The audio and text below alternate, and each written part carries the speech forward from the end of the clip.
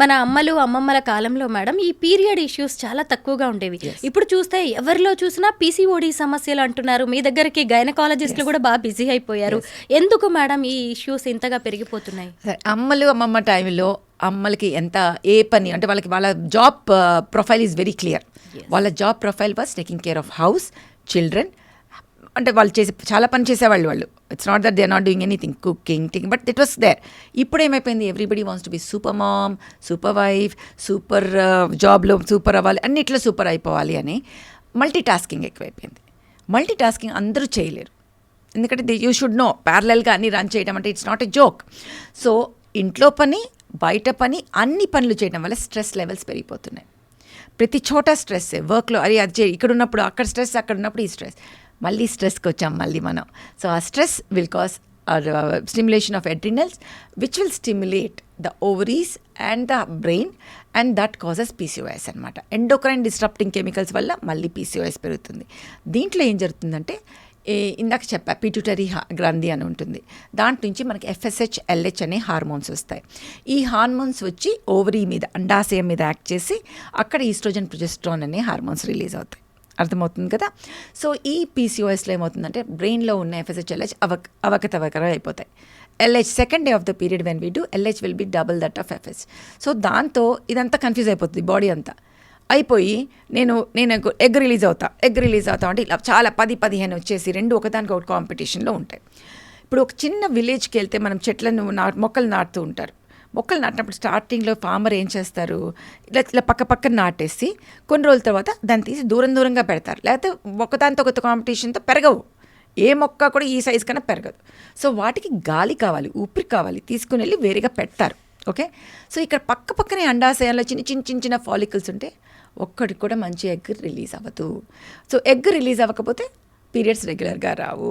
Periods regular రాకపోతే మళ్ళీ అది సేమ్ యానోవిలేటరీ సైకిల్, ఊబకాయం, బ్లీడింగ్ కంటిన్యూ కావటము, ఎగ్ లేదు కాబట్టి ఫర్టిలిటీ ఇష్యూస్ రావటం జరుగుతుంది. సో ఇవి ఆ పక్కనే ఉన్నప్పుడు లోకల్గా టెస్టోస్టెరాన్ లెవెల్స్ పెరుగుతాయి.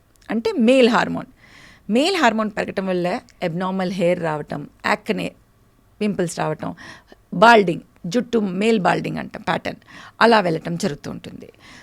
నెక్స్ట్ ఏమవుతుంది, ఇన్సులిన్ రెసిస్టెన్స్ డెవలప్ అవుతుంటుంది అక్కడ. అంటే ఏంటి, ప్రతి సెల్లో బాడీకి మనకి ఇన్సులిన్ రిసెప్టర్ అని ఉంటుంది. అది మన గ్లూకోజ్ మెటబాలిజం, మనం తిన్న ఆహారాన్ని సరిగ్గా సెట్ చేయడానికి బాడీలో అన్నీ ఇది అవ్వడానికి సహాయపడుతుంటుంది. సో ఈ ఇరిటేషన్ అవ్వటం వల్ల వీటి వల్ల ఏమవుతుందంటే మనం లావ్ అవ్వటము, అండ్ అది సరిగ్గా గ్లూకోజన్ సింథసిస్ సరిగ్గా ఇది అవ్వకపోవటం వల్ల ఆ రెసిస్టెన్స్ వల్ల ఒకటి ఊబకాయం, second pre diabetic, next diabetes, plus hypertension, plus hyperlipidemia, లావ్ అయిపోవడం వల్ల మనకి లిపిడ్స్ పెరుగుతాయి, హార్ట్ అటాక్స్, ఇవన్నీ ఎక్కువ ఉండటం వల్ల ఎండోమెట్రియల్ క్యాన్సర్. సో ఇదొక పెద్ద life style disorder, let me tell you. So అప్పుడు లేనిది ఇప్పుడు ఎందుకు పెరిగిందంటే లైఫ్ స్టైల్ మారటం వల్ల మనం స్ట్రెస్ని తీసుకుంటున్నాం. There is something called positive stress, there is something called negative stress. Positive stress అంటే anything which will make you become more productive. అంటే నీకు అది కొంచెం పాటు స్ట్రెస్ ఉండాలి. ఎగ్జామ్ స్ట్రెస్ లేకపోతే మనం చదవం, ఎగ్జామ్ స్ట్రెస్ లేకపోతే మనం ఏమి చేయం. కానీ ఆ ఎగ్జామ్ స్ట్రెస్తో we become depress, that we commit suicide, that is negative stress. You get my point. బాడీని ఏదైతే డిసీజ్ స్టేట్కి తీసుకెళ్తుందో దాన్ని నెగటివ్ స్ట్రెస్ అంటాం. అందరూ స్ట్రెస్ని తీసుకోలేరు ఒకేలాగా. సో మల్టీ టాస్కింగ్ అనేది అందరూ చేయలేరు. మనకి ఎంత కావాలో అంతే చేయండి. ఎందుకు మనకి మించిన నెత్తి మీద వేసుకొని ఎందుకు ప్రాబ్లం తెచ్చుకోండి. అది మేడం, ఈ పీరియడ్స్ ప్రాబ్లమ్స్ అనేవి ప్రెగ్నెన్సీ మీద ఎఫెక్ట్ చూపిస్తున్నాయి. ఇప్పుడు న్యాచురల్గా కన్సీవ్ అవ్వడానికి కూడా చాలా ఇబ్బంది పడాల్సి వస్తుంది. ఇంతకుముందు అయితే పెళ్ళైన 1-2 monthsకే ఇంకా అమ్మమ్మలు నానమ్మలు అయిపోతున్నారని సంతోషపడేవాళ్ళు. బట్ ఇప్పుడు ఏళ్ళు గడుస్తున్న అవకాశం రావట్లేదు మేడం, ఎందుకంటారు? సేమ్ ఇప్పుడే మనం మాట్లాడాం, గుడ్డు లేకపోతే పిల్ల లేదు అనేసి. సో ఫస్ట్ ఎగ్ పీసీఓఎస్ మన లైఫ్ స్టైల్ వల్ల, దానివల్ల మనకి రిలీజ్ అవటం. ఒకటి మనకి వెరీ వెరీ ఇంపార్టెంట్ అంటే వద్దు అనుకునే వాళ్ళ సంఖ్య కూడా పెరిగింది మా. It is not necessary that అవ్వట్లేదు అనేది. సో లేట్ ప్రెగ్నెన్సీస్ లేట్గా అయ్యే కొద్దీ ఇవే కారణాల వల్ల మనకి బయోలాజికల్ క్లాక్ క్లిక్ అవ్వటం వల్ల మనం ప్రీమెచ్యూర్ మెనోపాజ్ని ఎక్కువ చూస్తున్నాం. సో ప్రీమెచ్యూర్ మెనోపాజ్ అంటే అండాశయంలో అండమన్నీ అయిపోతున్నాయి. సో అలా కూడా అవుతున్నాయి. మాకు నిద్రపోయి సడన్గా లేచి ఓకే ఇప్పుడు కంటాము అనుకునేప్పటికి లేట్ అయిపోతుంది. So first they're thinking of getting married late. Second, they don't want to have children. Yes. Third, మాకు కావాలనుకునేటప్పటికి మనకి పుణ్యకాలం అయిపోవచ్చు. ఫోర్త్, మనకు ఉన్న మిగతా డిసీజెస్ ఏవైతే ఎండోమెట్రోసిస్ కావచ్చు, పీసీఓహెచ్ కావచ్చు, ఫైబ్రాయిడ్స్ కావచ్చు, అవన్నీ మనకి బయటకు పడి వాటి వల్ల కూడా రాకపోవచ్చు. కానీ దీంట్లో నేను ఒక్కటి వేరే చెప్పాలి, this nothing called unnatural in pregnancy. అది ఎగ్ స్పర్మ్ మాత్రమే. సో మనం న్యాచురల్ ప్రెగ్నెన్సీ అనేది అనకుండా స్పాంటేనియస్ ప్రెగ్నెన్సీ, హెల్ప్ చేసిన ప్రెగ్నెన్సీ అందాం. అర్థమవుతుందా? ఎందుకంటే ఇది మైండ్లో చాలా నెగటివ్ ఇది వస్తుంది, నాకు న్యాచురల్గా రావట్లేదు, న్యాచురల్గా. నేను ఒకటి చెప్తా పేషెంట్స్కి, పాప అది నీ అంతటి నీకు వచ్చిందా, మేము మందులు ఇవ్వటం వల్ల వచ్చిందా, ఏదైనా ఫరక్ పడదు. ఎందుకంటే ఎగ్ నీదే, స్పర్మ్ మీ హస్బెండ్దే, అవి మేమేం క్రియేట్ చేయట్లేదు. So there is nothing unnatural in pregnancy. So ఆ మైండ్, ఆ ఆలోచనతోనే మళ్ళీ డిప్రెషన్లోకి వెళ్తుంటారు అందరూ. సో ఒక్కొక్కళ్ళకి హెల్ప్ అవసరం ఉంటుంది. ఓకే, చిన్నపాటి హెల్ప్ మేము మందులు ఇద్దాము అండం విడుదల అవ్వడానికి, తీసుకోండి. మైండ్ బ్లాక్తో ఇంకా లేట్గా డాక్టర్ దగ్గరికి వెళ్ళి ఇంకా లేట్ చేసుకోకండి, అది నేను అనేది. So yes, it is reality that pregnancies are become delayed, but I think giving the choice అనేది ఒక ఉమెన్కి ఉండాలి, ఎప్పుడు కంటారు అనేది. ఎందుకంటే baby should be a loved child. అనవసరంగా వచ్చాను, అనవసరంగా అన్వాంటెడ్ చైల్డ్ అనే ఫీలింగ్ బేబీకి కూడా ఉండకూడదు. సో నేను ఇప్పుడు అనే జనాలకి అంటే జనరేషన్కి ఏం చెప్తానంటే, మీ చాయిస్ ఉంది, కానీ చాయిస్ వచ్చేటప్పటికి లేట్ అవ్వకూడదు. So if you think 30 years తర్వాతే నేను కంటాను అనుకుంటే, better to freeze your eggs. వెళ్ళి డాక్టర్ని కన్సల్ట్ చేసి ఆప్షన్స్ అడిగి, మాకు ఇప్పుడే కనము అనుకుంటే, అసలంటూ మాకు 2 పాలాలు కావాలంటే 30 లోపల అయ్యేటట్టు చూసుకోవాలి. అలా అవ్వాలి అంటే మనం 25, 26 ఒకళ్ళని కనటం, 29కి 30కి ఒకళ్ళని కనాలి. మాకు కుదరదు అనుకుంటే please freeze the eggs and ఎప్పుడు కావాలంటే అప్పుడు కనండి. ఇంతకుముందు సింగిల్ బేబీ చాలు అనుకునేవాళ్ళు, ఇప్పుడు చూస్తేనేమో డింక్ రిలేషన్స్ పెరిగిపోతున్నాయి, డ్యూయల్ ఇన్కమ్, నో కిడ్స్. ఇది కరెక్టేనా మేడం? అసలు ఇది సొసైటీ మీద ఎలాంటి ఎఫెక్ట్ చూపిస్తుంది? There are 2 different issues. One is on society, one is on the human being itself. Okay. మనకి ఆంధ్ర సైడ్ మన సీఎం గారు కూడా చెప్పారు, మనకు జనరేషనే గ్యాప్ వచ్చేస్తుంది, మనకి చైనా లాగా, సో మనం ఇది చేయకూడదని. But that is true. మధ్యలో ఒక కంప్లీట్ జనరేషన్ మనం యంగ్స్టర్స్ ఉండరు, ముసలి వాళ్ళు ఉంటారు, మళ్ళీ చిన్నపిల్లలు ఉంటారు. So productivity of the society is going to come down. So చాలా ఇంపార్టెంట్ మనకి ఆ గ్యాప్ని మనం ఫిల్ చేయాలి. మనకి 10 మందిని కలమని అప్పట్లో అలాగా అనట్లేదు, కానీ I think minimum 2 is very important. There are 2-3 reasons why I tell them people to have child. మనం స్వార్థంగా ఆలోచించి, అమ్మో మాకు ఒక బేబీయే చాలు, వాళ్ళనే సరిగ్గా చదివించుకుంటే చాలు అనుకుంటున్న రోజుల్లో వాళ్ళ ఫేట్ని మనం రాయలేం. వాళ్ళకి ఏం జరుగుతుందో మనకు తెలియదు. తర్వాత వాళ్ళకి ఏమైనా యాక్సిడెంట్ జరగవచ్చు, ఏమైనా జరగచ్చు, నెగిటివ్గా ఆలోచిస్తే అది లేదు. అలా కాకపోయినా మనం స్వార్థంగా, మనకి బ్రదర్స్ సిస్టర్స్ ఉండాలి మనం మాట్లాడుకోవడానికి, వాళ్ళకి ఎవరు ఉండకూడదు అనుకోవడం తప్పు. ఎంత చేసినా blood is thicker then water. వాళ్ళ సొంత వాళ్ళకి చెప్పుకోలేనిది బయట వాళ్ళకి చెప్పుకోగలరు, ఫ్రెండ్స్ ఆర్ ఇనఫ్ అనుకోవడం అనేది చాలా చాలా తప్పు. ఎందుకంటే ఎప్పటికైనా ఒక మనిషి అనేవాళ్ళు స్వార్థజీవి. సో వాళ్ళు తన గురించి ఆలోచిస్తారు తప్పితే వేరే వాళ్ళ గురించి ఆలోచించారు. Plus the healthy environment is very very important at home. Sharing is caring అని కానీ అవన్నీ నేర్చుకోవాలంటే ఇంట్లో మనం పంచుకోగలటం మొదలెడితే అప్పుడు మనం బయట వాళ్ళకి పంచడం గురించి ఆలోచిస్తాం.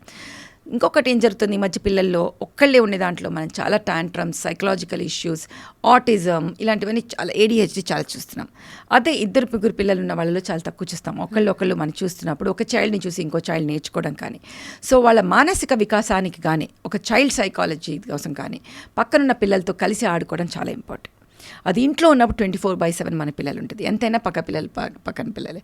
So if no other issues are there, I think 2 children is something which people have to think of, but saying that it is their choice. చెప్పాల్సిన బాధ్యత మనది, చెప్పిన తర్వాత ఏం చేస్తారో అనేది వాళ్ళది. అది మాత్రం నేను చెప్పగలను. అంటే ఇద్దరు వైఫ్ అండ్ హస్బెండ్ ఇద్దరు వర్క్ చేయాలి, లేదంటే లివింగ్లో ఉంటారు వీళ్ళిద్దరికి ఇన్కమ్ ఉండాలి, కానీ అసలు కిడ్సే వద్దంట మేడం. అసలు వినడానికి కూడా అంటే ఇంకా సెల్ఫిష్నెస్ కదా ఇది. డెఫినెట్లీ. బట్ ఈ అన్నిట్లో ఏమవుతుందంటే తర్వాత if at all something goes wrong and they are living separately later on, the man still has a choice to get married and then have a child. The loser is ultimately going to be the woman, because at 50 if she even gets married, appudu kids kavalante kashtam. So అందుకే నేను అందరికీ the more I go on promoting is for oocyte freezing. వద్దు, okay, don't want kids, but freeze the oocytes or embryos. ఎందుకంటే నీకు choice ఉండాలి. at 50 you want to have a child also. మీ ఎగ్స్ని చిన్నప్పుడు నీ ఎగ్స్ నీకు ఉంటాయి. ఎలా మ్యామ్ అది? ఫ్రీజింగ్, ఎగ్ ఫ్రీజింగ్ అంటాం దాన్ని. Is it? So oocyte freezing, every woman who would not thinking of having a kid now should go and freeze their eggs. How it is scifi possible it is possible, that is a science. Oh great. So అది freeze చేసేసుకుంటే మనకు ఎప్పుడు పిల్లలు కావాలంటే అప్పుడు మీ ఎగ్స్తో మీరు పిల్లల్ని కనొచ్చు. కానీ ఆలోచన దృక్పథాలు మారాల్సిన అవసరం మాత్రం డెఫినెట్గా ఉంది. కానీ మనం ఎప్పుడు కూడా ఒక డెమోక్రటిక్ కంట్రీలో కానీ ఒక హ్యూమన్ బీయింగ్ మీద మనం ఏమంటాం రుద్దలేము. అది వాళ్ళ ఆలోచన వాళ్ళు మారాలి. సమ్ టైమ్స్ సోషల్ ప్రెషర్స్తో బయటకి మాకొద్దు అంటారు, లోపల రావాలని అనుకోవచ్చు. సో అన్నిటినీ కూడా నేను ఒకటి చెప్తాను మనకి, please be vocal, be truthful to yourself. నీకేం కావాలి అనేది నువ్వు ఆలోచించుకుని, అడగకపోతే అమ్మ కూడా చెప్పదు, సో అన్నం కూడా పెట్టదు అంటారు. సో యు బీ వోకల్, మీకేం కావాలి, okay, then what are your choices. Okay, నాకు ఇప్పుడు 10 ఏళ్ల వరకు పిల్లలు వద్దు, గుడ్, ఫేర్ ఎనఫ్. బట్ 10 ఏళ్ల తర్వాత వచ్చే నీ ఎగ్ బేబీస్ అబ్నార్మల్ చైల్డ్ పుట్టే అవకాశాలు ఎక్కువ ఉంటాయి. అలాంటి బేబీని ఇవ్వటం వల్ల అగైన్ మనం we're doing injustice to the child. So please freeze your eggs so that you have a healthy egg which you can have a child after 10 years. Madam, early puberty ఎలా స్టార్ట్ అవుతుందో early menopause కూడా అలాగే start అవుతుంది. Below 40sకే ఇప్పుడు menopause స్టేజ్కి వచ్చేస్తున్నారు. దానివల్ల కూడా ఎన్నో హెల్త్ ఇష్యూస్ వస్తున్నాయి, హెల్త్ ప్రాబ్లమ్స్ ఎదుర్కోవాల్సి వస్తుంది మహిళలు. 40 అనేది చాలా పెద్ద నెంబర్ చెప్పావు. మేము 25-28 కూడా చూసేస్తాం. It is the premature menopause అనమాట. ప్రీమెచ్యూర్ మెనార్కి ప్రీమెచ్యూర్ మెనోపాజ్ చూస్తుంటాం. Again the same story of lifestyle, stress main. ఇక్కడ మెనోపాజ్లో కారణం మాత్రం పొల్యూషన్ ఎక్కువ. పొల్యూషన్ మన సిటీలో ఉండే మన వాతావరణంలో ఉండే మన air pollution is the major reason. Plastics, మనం తాగే ఆహారం, తాగే నీరు, ప్లస్ మన యూట్రస్కి దగ్గరలో జననేంద్రియాలకి దగ్గరలో మనం పెట్టుకునే plastics. So when we are putting the sanitary pads which have plastics, అవి అబ్జార్బ్ అయిపోతాయి. ఇవన్నీ పోయి మనకి ఎండోక్రైన్ డిస్ట్రక్టింగ్ కెమికల్స్ని రిలీజ్ చేస్తాయి. ఈ ఎండోక్రైన్ డిస్ట్రప్టింగ్ కెమికల్స్ వచ్చేసి అంత సిస్టమ్ని నాశనం చేసేస్తుంటుంది. సో అవి ఇంకా పనిచేయటం మానేస్తాయి అన్నమాట. So premature menopause is totally genetics will be there. ప్రతి దానికి, ప్రతి డిసీజ్కి ఒక జెనెటిక్ ప్రీడిస్పోజిషన్ ఉంటుంది. అంటే మా మదర్లో 48లో పోయిందండి, మా అమ్మమ్మకి కూడా అంతే 40లో పోయిందండి అంటే నీకు కూడా ఛాన్స్ ఉంటుంది. కానీ జెనెటిక్స్ కన్నా epigenetics play a huge role. ఇదే వాళ్ళకి 20sలో కూడా పోవడానికి కారణం మనం ఏం చేసే పొల్యూషన్. సో జెనెటిక్స్ ఉన్నవాళ్ళు చాలా జాగ్రత్తగా లైఫ్ స్టైల్ మంచిగా చేసుకుంటే, యాంటీ ఆక్సిడెంట్స్ తీసుకుని అట్లా మన మెనోపాజ్ని ఇంకా పుష్ కూడా చేసుకోవచ్చు, చక్కగా తిని చక్కగా చేసుకుంటే. So I think as a human being, as a environmentalist people have to get up and start making a change. Otherwise మనం ఎక్స్ట్రీమ్స్ ఆఫ్ టెంపరేచర్స్ చూస్తున్నాం. వర్షం వస్తే అధికంగా, చలి వస్తే అధికంగా, అండ్ హీట్ వస్తే అధికంగా చూసే రోజులు వచ్చేసాయి మనకు ఆల్రెడీ. ఇప్పుడైనా మన నిద్రలేసి, we also remember that COVID టైంలో అందరూ లోపల ఉన్న రోజుల్లో మనకి ఎన్వైరన్మెంట్ హ్యాస్ ఇంప్రూవ్డ్. మళ్ళీ మనం బ్యాడ్కి వెళ్ళిపోయాం. సో చాలా షార్ట్ టర్మ్ మెమరీ మనది. సో అందరూ కూడా వృక్షో రక్షిత అని మనకి సామెత ఉంది కదా, మనం ప్లాంట్స్ని రక్షిస్తే అవే మనల్ని రక్షిస్తుంది అని, రక్షిత అని. అలాగే మనం ప్లాంట్స్ని రక్షించాలి, ఎన్వైరన్మెంట్ని రక్షించాలి. అప్పుడే ఆ environment will save us back to the way we are.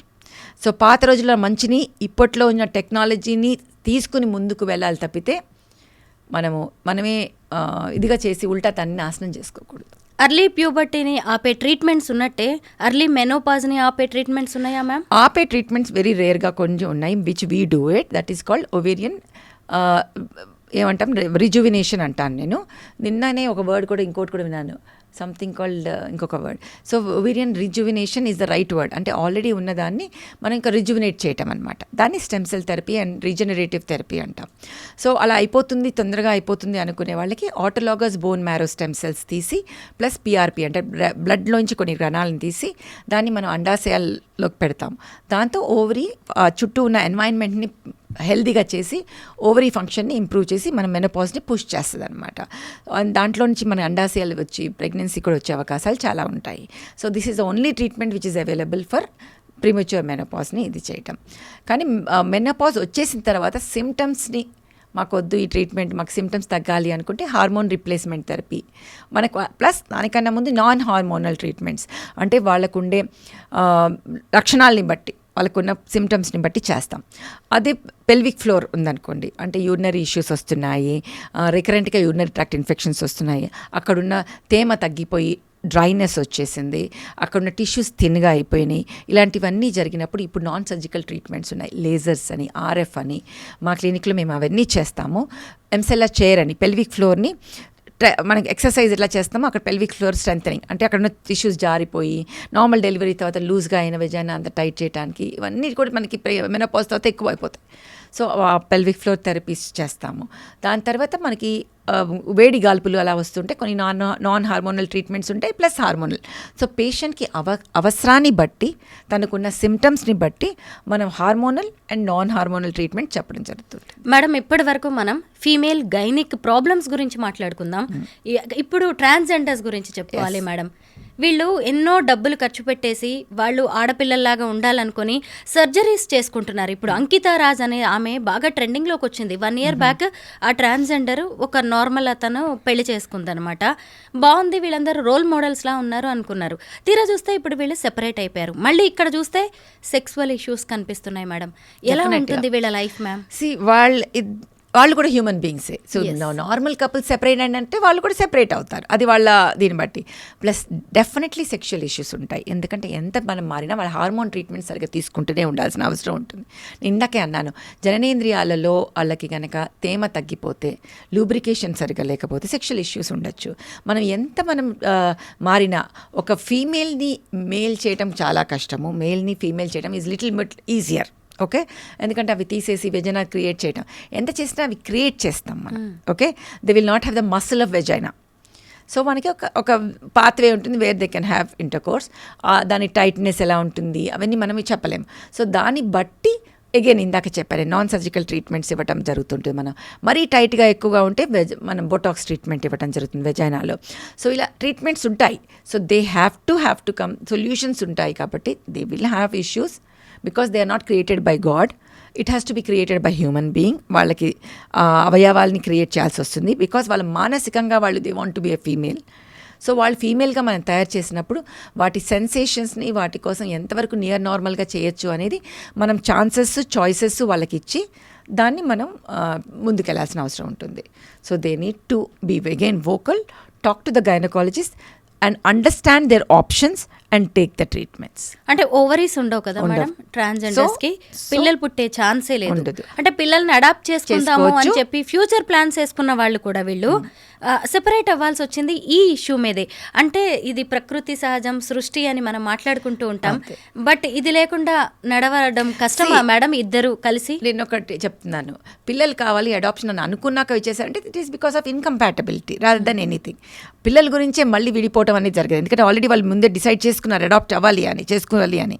So వాళ్ళకి పిల్లల కోసం కాకుండా సెక్షువల్ ఇష్యూస్ గురించి అన్నారు, incompatibility, yes it could be a reason. whatever said and done, it is human being. Sexual urges are norm. That is the way it is. So వాళ్ళు ఎంత హ్యాపీగా ఉన్నారు సెక్షువల్ రిలేషన్షిప్లో, or did they find some other partner అనేది మనకి తెలియదు. So whether they are saying this as a reason, we don't know. They are the people in there, we're not in their shoe. So ఎందుకు separate అయ్యారు అనేది మనకి తెలియదు, వాళ్ళకే తెలియాలి. So only thing is that we know that if any issue is there with the sexual incompatibility, please meet the gynaecologist and we're here to help them. So అది మాత్రం నేను చెప్పగలను. There are so many non surgical treatments and surgical treatments. Madam, ఇప్పుడు multi relations కూడా పెరిగిపోతున్నాయి చాలా. అసలు physical affair కోసం ఏదైనా చేసే పరిస్థితులు వచ్చాయి. ఎందుకు మేడం మనం ఇలా ఇంత పర్వర్టెడ్గా వెళ్ళిపోతున్నారు జనం? లేటెస్ట్గా నేను వర్డ్ విన్నాను, అప్పటికి నాకు అది తెలియదు, దాన్ని బాడీ కౌంట్ అంటారంట. Body count? పేషెంట్స్ వచ్చేసి madam my body count is also high. నాకు ఫస్ట్ అసలు అర్థం కాలేదు. అంటే we're from another generation all together. ఇప్పుడు జనరేషన్ ఎవ్రీ 3-4 yearsకి మారిపోతున్న ప్రకారం అయితే నేను ఒక 10 generation క్రితం అనుకోవాలి. అంటే బాడీ కౌంట్ అంటే number of affairs they have is called body count. Okay, so కొత్త పాయింట్ మనం తెలుసుకున్నాం ఇప్పుడు. సో ఎక్కువ అవుతా ఉన్నాయి. But what I would suggest tell people is we're not here to preach, we're here to treat. That is something as a doctor, that is our profession. So my point to them would be, please be careful. Infections are real. Cancers are real, and psychological mental traumas are also real. ఇలా break అయిపోవటం, ఇచ్చేయటం, finally you are the one who might be having చాలా insecurities and everything also. And sexually transmitted diseases leading to cancer of the cervix is also real. So please use condoms please don't invest yourself in such a way that, అంటే ఇప్పుడున్న pear ప్రెషర్లో పడిపోయి ఇది normal అనుకుంటున్నాం అనేది చాలా తప్పు. అక్కడే మనకి యానిమల్స్కి తేడా ఉండాలి, విచక్షణ జ్ఞానం ఉండి you want do it because you want do it, it's your choice. అలా కాకుండా పియర్ ప్రెషర్లు చేయటం అంటే then again you are the one who will going to mental ట్రామాలోకి వెళ్ళిపోతాం. So is it there are sometimes mental disorders, psychological disorders which will push you into having multiple sexual partners.